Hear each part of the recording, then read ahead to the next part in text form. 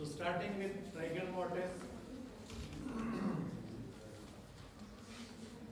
this is the rigidity appears in rigor means rigidity and mortis is death. So it is rigidity after death. Rigor mortis is rigidity after death. And it's a condition which is characterized by stiffening, shortening, and opacity. Stiffening, shortening, not appreciable, not measurable, but there is shortening, and muscles become opaque because now they are converted into ectomyosin gel, a gel-like structure. That's why they become opaque. So it's a conditioning which is characterized by stiffening, shortening, and opacity of the muscles. And this follows primary relaxation.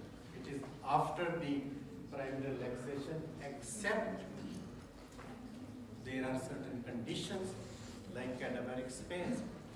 Cadaveric spasm is extreme emotional condition, fright, suicide, falling from the mountain, drowning.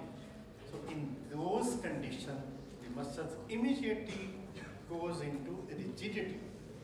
That is cadaveric spasm. So we have to distinct with it. And this is rigor mortis is after the primary flaccidity because of the chemical change. And it involves the proteins, the ectomyosin filaments, which are basically involved. And it shows the depletion of life, the cellular death at muscular level.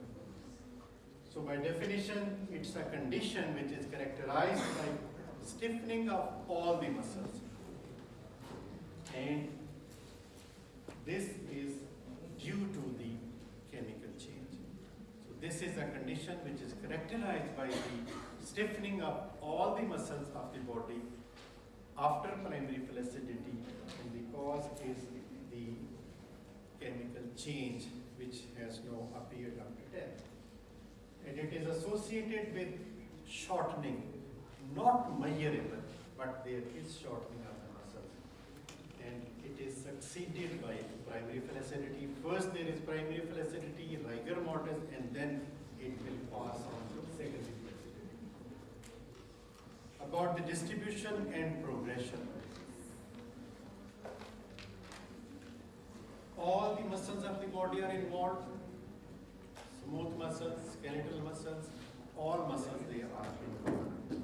But it is detectable first in the small muscles. Why in small muscles? Some muscles, smaller surface areas. Why it appears first in small muscles? So smaller muscles have a reduced glycogen storage.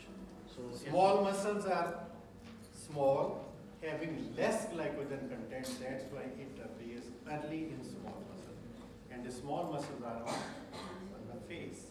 So it will first appearing in the face, then in the larger muscles, because the larger muscles having more glycogen content, and the anaerobic glycogenolysis will be taking longer in those muscles. That's why it will be appearing late in bigger muscles. So this progression is from head to toe. First it appears in the head or in the face because there are small muscles. So first the muscles of the eyelid and face, then in the neck, then the trunk muscles, and finally in the muscles of the leg.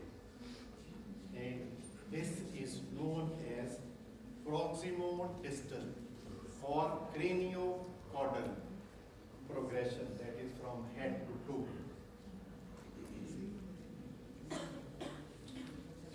So when the whole body assumes in full rigor mortis, it appears like a board-like rigidity.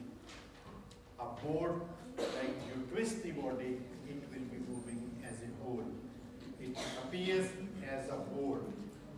And if you put the body in two stages, it is like a stiffened.